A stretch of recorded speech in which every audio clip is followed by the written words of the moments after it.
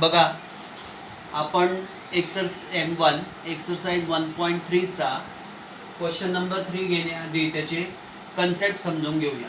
Negation of compound statements. त्याच्यामध्ये first येतो negation of conjunction. त्याला आपण काय म्हणतो? Negation of conjunction.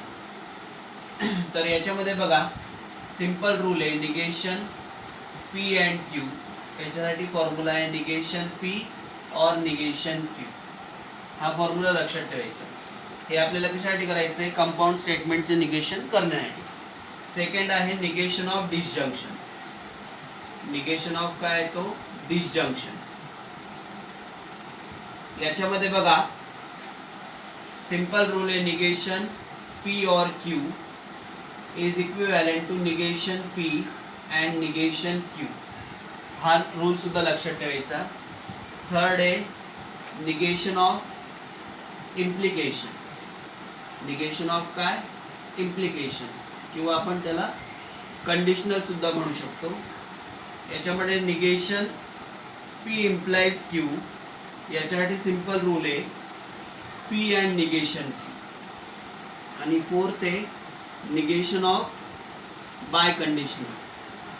Negation of biconditional. तर याच्यासाठी पण सिंपल रूल आहे, तो सुद्धा लक्षात ठेवायचा आपल्याला. Negation P biconditional Q. याच्यासाठी येतो P अँड निगेशन Q और निगेशन P अँड Q. आणि फिफ्थ रूल येतो. फिफ्थ रूलची गरज नाही, पण हे चार लक्षात ठेवायचे.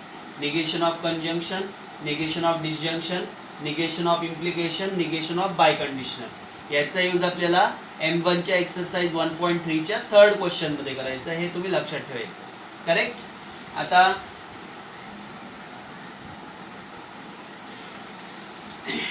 बघा आपल्याला आता बघायचं आहे M1 exercise 1.3 question number 3. Right the negation of the following.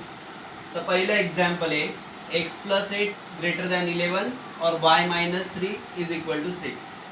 तर याच्यासाठी सर्वात पहिले याला सिम्बॉलिक फॉर्म मध्ये कन्वर्ट करायचं. लेट P कन्सिडर करायचा. पहिलं स्टेटमेंट काय येणार? x + 8 is greater than 11. या ठिकाणी लॉजिकल कनेक्टिव्ह कोणता यूज केलेला आहे? ऑर. हे लक्षात ठेवायचं.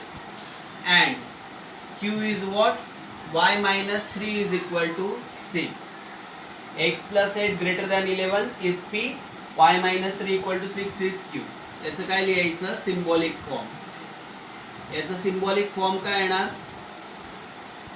या ठिकाणी सिम्बॉलिक फॉर्म येतं. याच्यासाठी येतो P, और साठी येतो डिसजंक्शन, आणि याच्यासाठी काय येणार? Q. याचं आपल्याला काय करायचं? निगेशन. निगेशन P और Q. याचा रूल तुम्हाला काय सांगितला? Negation P and negation Q. That is. तर आपल्याला आपल्या कंपाऊंड स्टेटमेंटचं निगेशन कसं मिळणार? Negation P x + 8 greater than 11. x + 8 greater दॅनचं निगेशन काय येतं? Less than equal to 11. आणि याच्यानंतर काय घ्यायचं? And negation Q y - 3 equal to 6. याचं निगेशन काय येतं? y - 3 is not equal to 6. आलं लक्षात? गिवन कंपाऊंड स्टेटमेंटचं निगेशन कसं केलं? Negation P means x + 8 greater दॅनचं होतं less than equal to 11, and word use केला y - 3 इक्वलचं निगेशन होतं नॉट इक्वल टू 6. अशा पद्धतीने हे पहिल्या कंपाऊंड स्टेटमेंटचं निगेशन येतं. आलं लक्षात तुमच्या? ओके.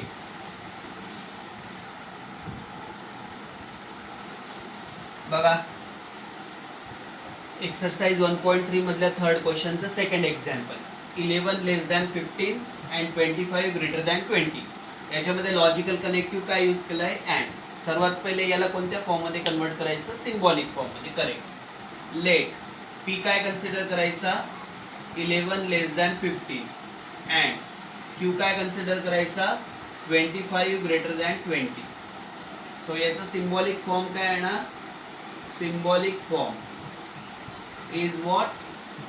याच्यासाठी येणार P, अँड साठी सिम्बॉल घेतला, आणि याच्यासाठी येणार Q. याचं निगेशन घ्यायचं. Negation P and Q. याचा रूल काय लिहून दिलाय मी तुम्हाला? निगेशन P और निगेशन Q. That is.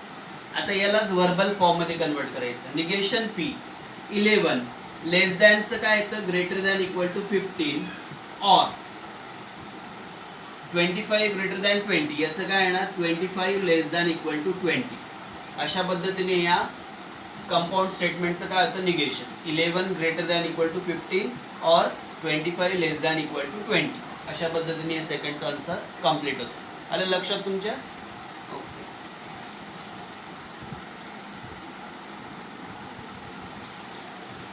बघा थर्ड एक्झाम्पल आहे. Quadrilateral is a square if and only if it is a rhombus. याच्यामध्ये लॉजिकल कनेक्टिव्ह कोणता आहे, इफ एन ओनली इफ. याचं सर्वात पहिले सिम्बॉलिक फॉर्म मध्ये कन्वर्जन करू. लेट पी काय कन्सिडर करायचा, quadrilateral is a square. Quadrilateral is a square. आणि क्यू काय कन्सिडर करायचा, अँड क्यू कन्सिडर करायचा इट इज अ रोम्बस. या ठिकाणी इट कोणासाठी यूज केलेला आहे, क्वाड्रिलॅटरल साठी. लक्षात ठेवायचं. सिम्बॉलिक फॉर्म काय येतो याचा, याच्यासाठी येणार P. If and only if म्हणजेच बाय कंडिशनल. आणि याच्यासाठी काय येणार क्यू. तर negation P biconditional Q. याचा रूल तुम्हाला सांगितलाच आहे मी, काय येतो पी अँड निगेशन क्यू और निगेशन पी अँड क्यू. आता या स्टेटमेंटला आपल्याला व्हर्बल फॉर्म मध्ये कन्वर्ट करायचंय. पी म्हणजेच काय, quadrilateral is a square. Quadrilateral is a square. याच्यासाठी काय येतो अँड. मग अँड ऐवजी आपण बट सुद्धा यूज करू शकतो. बट आता निगेशन क्यू. क्यू म्हणजेच काय, इट इज अ रोम्बस. म्हणजेच काय येणार, it is not a rhombus. त्याच्यानंतर काय येणार ऑर निगेशन पी म्हणजेच काय, quadrilateral is not a square.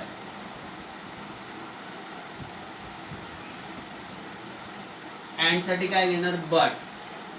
आणि क्यू ॲज इट इज लिहायचं काय, but it is a rhombus. अशा पद्धतीने या कंपाऊंड स्टेटमेंटचं निगेशन होतं. पी म्हणजेच क्वाड्रिलॅटरल इज अ स्क्वेअर, याच्यासाठी वापरलं बट. निगेशन क्यू म्हणजेच it is not a rhombus. Or negation P म्हणजेच quadrilateral is not a square. याच्यानंतर बट क्यू साठी काय, इट इज अ रोम्बस. अशा पद्धतीने या कंपाऊंड स्टेटमेंटचं काय होतं निगेशन होतं. आलं लक्षात आन्सर? ओके. बघा थर्डचं फोर्थ एक्झाम्पल आहे. It is cold and raining. तर याला सर्वात पहिले सिम्बॉलिक फॉर्म मध्ये कन्वर्ट करू. इथे कोणतं लॉजिकल कनेक्टिव्ह यूज केलंय, अँड. म्हणजेच लेट पी येणार it is cold and Q येणार रेनिंग. रेनिंग म्हणजेच काय, इट इज रेनिंग. आले लक्षात, पी आणि क्यू. याचं सिम्बॉलिक फॉर्म लिहू आपण. सिम्बॉलिक फॉर्म येणार इट इज कोल्ड साठी काय येणार पी. याच्यासाठी काय येणार अँड. आणि रेनिंग म्हणजे इट इज रेनिंग साठी काय येणार क्यू. सो आपल्याला कोणता रूल यूज करायचा, negation P and Q is equivalent to negation P or negation Q.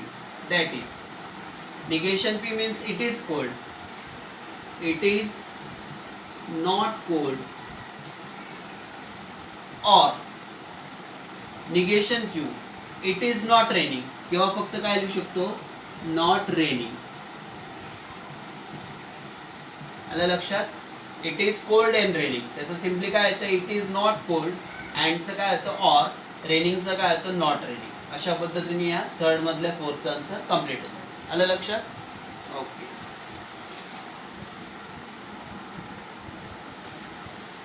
बघा थर्डचं फिफ्थ एक्झाम्पल आहे.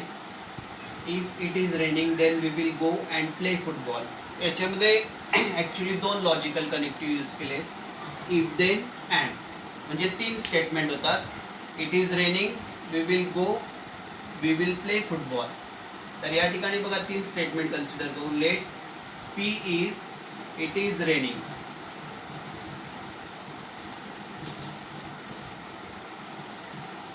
Q is we will go, and R is we will play football. असे 3 स्टेटमेंट.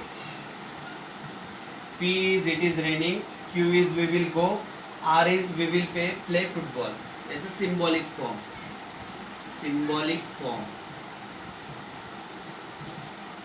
या ठिकाणी symbolic form येणार. If it is raining then, म्हणजे it is raining साठी काय येणार P. इफ देन साठी काय येतो इम्प्लाय. ब्रॅकेट मध्ये we will go means Q, and what play football means R. So याचं निगेशन घ्यायचं. Negation of P implies Q and R. तर याचं निगेशन काय येणार. आता निगेशन P इम्प्लाइज Q चा रूल काय आहे. P and negation.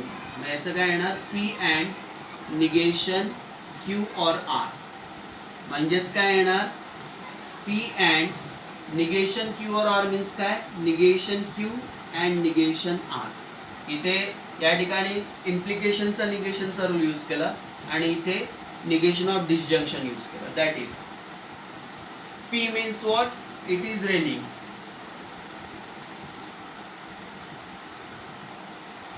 इथे अँड ऐवजी काय यूज करायचं बट.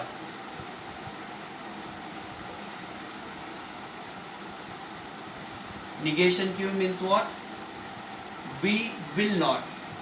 विल नॉटचं काय येतं won't go, and negation R means won't play football. हे बघा P साठी आला इट इज रेनिंग, याच्यासाठी घेतला but. Negation Q means we will go, याचं निगेशन काय येतं वी वोंट गो. इथे घेतला अँड. आणि negation R means we repeat न करता वोंट प्ले फुटबॉल. अशा पद्धतीने या कंपाऊंड स्टेटमेंटचं निगेशन होतं. आलं लक्षात तुमच्या. या रूल्स प्रॉपरली फॉलो केला की तुम्हाला ते इझिली समजेल. याचं निगेशन घेतलं पहिले इम्प्लिकेशनचा रूल मीन्स P अँड. याचं निगेशन घेतलं त्याच्यानंतर निगेशन ऑफ Q और R काय येतो negation Q and negation R. आणि हे स्टेटमेंट आपण या ठिकाणी वर्बल फॉर्म मध्ये लिहिलंय. आलं लक्षात तुमच्या. ओके बघा क्वेश्चन नंबर 3 मधले राहिलेले 4 एक्झाम्पल सिंपल आहे. त्याच्यातलं 6th एक्झाम्पल आहे root 2 is a rational number. तर हे सिंपल स्टेटमेंट्स आहे किंवा कंपोनंट स्टेटमेंट म्हणतात. तर हे कसं आहे ॲफर्मेटिव्ह, याच्यामध्ये नॉट नाही तर फक्त नॉट इन्क्लूड करायचं. याचं आन्सर काय येणार root 2 is not a rational number. असं या ठिकाणी याचं आपण निगेशन करू शकतो. अर्लियर रूल्स फक्त कंपाऊंड स्टेटमेंटसाठी असतात. सिंपल किंवा क्वांटिफाईड स्टेटमेंटसाठी आपण डायरेक्टली आन्सर लिहू शकतो. समजलं काय केलं. इथे नॉट नव्हता तर नॉट इन्क्लूड केला. 7th example all natural numbers are whole numbers. तर ऑलचं कन्वर्जन काय करतो आपण some. Some natural numbers are not काय लिहिणार या ठिकाणी होल नंबर्स. काय काय चेंजेस केले समजलं. ऑलचं कन्वर्जन सम मध्ये केलं, आरच्या पुढे नॉट इन्क्लूड केला. Some natural numbers are not whole numbers. याच्यानंतर हे काय असतं युनिव्हर्सल क्वांटिफायर. तर त्याचं काय करायचं existential quantifier. There exist an element n. Comma ऐवजी काय घ्यायचं सच दॅट ही फ्रेज. Such that. त्याच्यानंतर n² + n+2 is divisible by 4. याचं काय करायचं n² + n+2 is not divisible by 4. Is not divisible by 4. अशा पद्धतीने याचं निगेशन आहे. काय काय चेंजेस केले समजलं. युनिव्हर्सल क्वांटिफायरचं एक्झिस्टेन्शियल क्वांटिफायर कॉमा ऐवजी सच दॅट ही फ्रेज घेतली आणि याच्या पुढे इजच्या पुढे नॉट इन्क्लूड केला. आणि याच्यातलं last example there exist x element आहे. तर हे काय एक्झिस्टेन्शियल क्वांटिफायर. त्याच्यासाठी काय करायचं universal quantifier for all values of x element n such that ही फ्रेज काय करायची, रिमूव्ह करायची. सच दॅट ही फ्रेज काढून टाकायची. त्याच्याऐवजी काय द्यायचा, comma. X minus 17 less than 20. X minus 17 less दॅनचं काय येतं negation, greater than equal to 20. समजलं आहे निगेशन. एक्झिस्टेन्शियल क्वांटिफायरचा universal quantifier x element n such that ही फ्रेज रिमूव्ह केली, कॉमा दिला. एक्स मायनस 17 लेस दॅनचं काय केलं, ग्रेटर दॅन इक्वल टू 20. अशा पद्धतीने हे सर्व निगेशन्स त्या ठिकाणी फॉर्म होतात. आले लक्षात सर्वांच्या. ओके.